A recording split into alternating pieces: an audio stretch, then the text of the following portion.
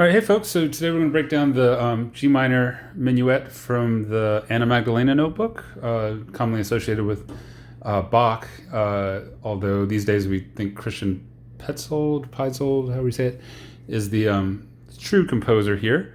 But again, it's from that Anna Magdalena notebook, and a bunch of charming pieces from there. This is my personal favorite. I think it's got a great melody and just kind of elegant, but also not too pretty accessible also. So let's talk about it here. The first thing I would try to do is get really comfortable with G minor.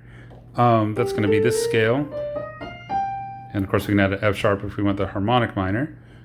So since this is so, coordination heavy between the right hand and left hand, I'm going to do that right from the bat, just kind of do these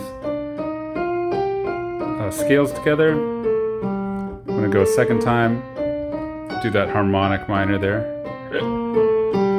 Cool. So let's hit that one time together if you're by a keyboard. Oh, 1, 2, ready, go.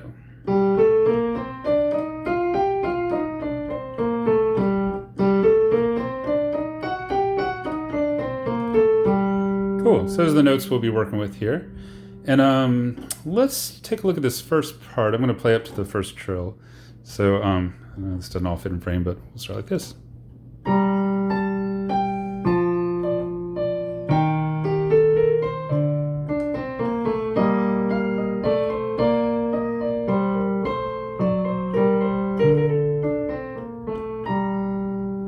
Okay, so of course the version I'm looking at didn't have finger numbers, so I'm going to use my best instincts here.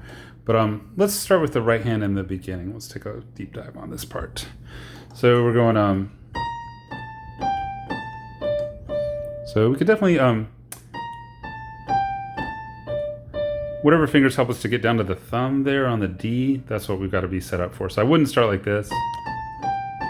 It's just too big of a jump. Maybe 4 up there. Yeah, probably a better idea. And then the pinky on G, octave down, we're going to do a step up. Okay, so let's put all that together. Let's start with 4. Oops.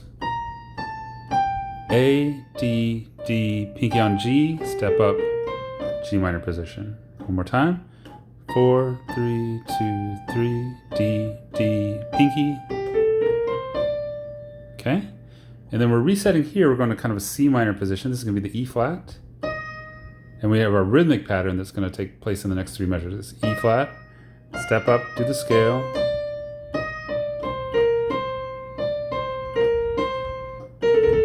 I'm going to reset for that trill. All right, so let's talk that out. So 3, strong finger on the flat. I don't mind just using 2 here. 3, 2, 1, crossing over 3. I think I did that different the second time, but that's the idea. All right, and then a brief talk about the trill there. So again, a normal trill where you just see the little squiggle above the note, at least from this area, the way you're supposed to handle those is to start on the scale step above it, which here is B flat. The actual note is A. And we're going really as fast as we can. We want to do, that's it in slow motion. And I was taught to always keep it on the strong fingers. So I'm using my strongest 3 and 2 there. Just quickly. You can do additional repercussions, but let's keep it simple. We'll just do the 2. Okay, so let's take one more look at that phrase. We got E flat.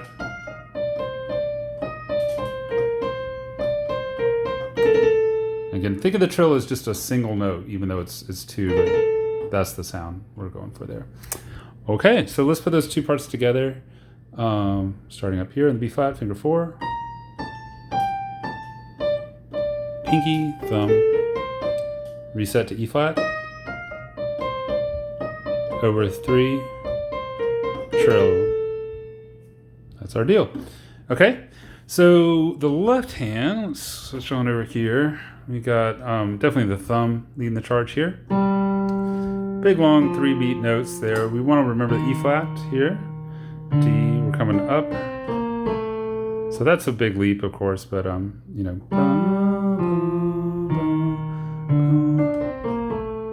then walking into that. I actually could see a case for starting on 2 here, because that sets you up for the octave. But whichever you prefer. I'm going to do the thumb for now. Thumb, walking into that third, G and B flat, kind of hard. A, B flat, G, and then I'm going to use the thumb here, A, F sharp, G, D. Cool, so some fancy finger work in there. Let's, the first half of it is pretty cool. Let's take it from the G, B flat, so A, B flat. So this is where we have to start to work. We're doing the thumb, F sharp, G, D. So again, not too hard if you're already in position, but we have to squeeze to it there, and then back up the octave to D. Okay, so one more time in time, we'll start from the walk into that G, B flat. So ready, go. 1, 2.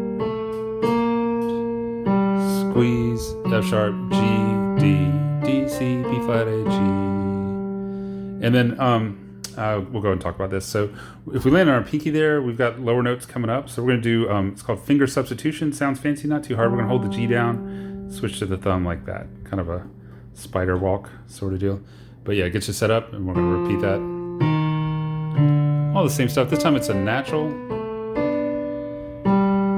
C, A, F, B flat, E flat, F, A, B flat, B flat. So again, the second parts of those for the left hand are pretty involved, but you can get them. Just walk them down. Okay, cool. So my main goal for this first week, I think, is to get those first 8 measures going on together, hands together. Obviously, with any Bach piece, it's a good idea to do the hands separately first. Really understand what the fingers are doing, where the flats are, how the hands are going to move. But slowly, once you start to put them together, and again, take your time with these first measures. You're really setting up the timing. Okay, we're hitting together here. Makes the E flat chord all together. This hits on the D together. Hits with C.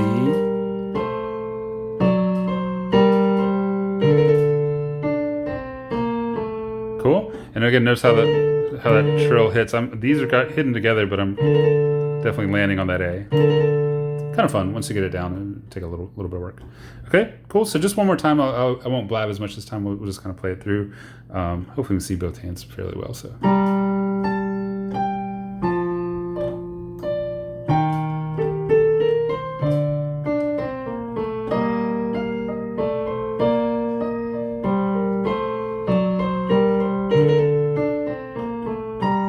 And you probably want to practice getting back up to that B flat for the second part. Good. So that's going to be probably the first goal point. I am going to go ahead and play the second half of that. But if you can't get to it this time around, don't worry. Yeah, I'll probably do a separate video where I do these hands separately. But this is going to be another trill. So E flat again.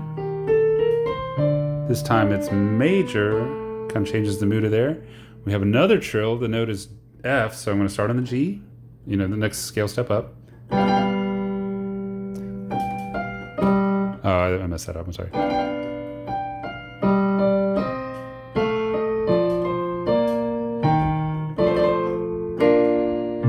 Good. And one thing I will say about this, so this is a B flat chord, inverted, D, F, B flat. That would be the root position down there. You kind of have to jump for that out of nowhere. You're coming, especially if you're doing that trill. So it's a good idea just to memorize that chord. You can practice these sorts of things. Sorry, I'm watching the phone. It always slows me down. Cool. That's it. All right. So one last time I'll play through the whole first section there. Yeah, just so you can have a reference. All right, here we go.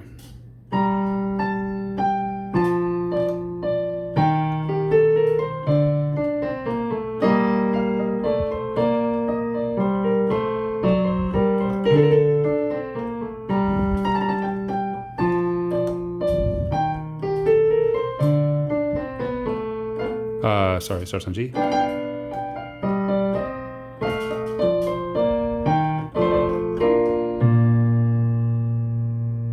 Ta-da! Cool. And You totally can practice without the trills. That's one thing I should mention. Just kind of get those there, but spend a little bit of time with them, and they're fun to do if you can work them in there. But when you do first start playing with the hands together, it might be a good idea just to do the single note, and then we can bring the trill back. All right, cool. Have fun with it. Not too hard. A little bit of a challenge, but something to work with, and I think you'll get it. A little bit of elbow grease. All right, happy practicing. I'll see you soon.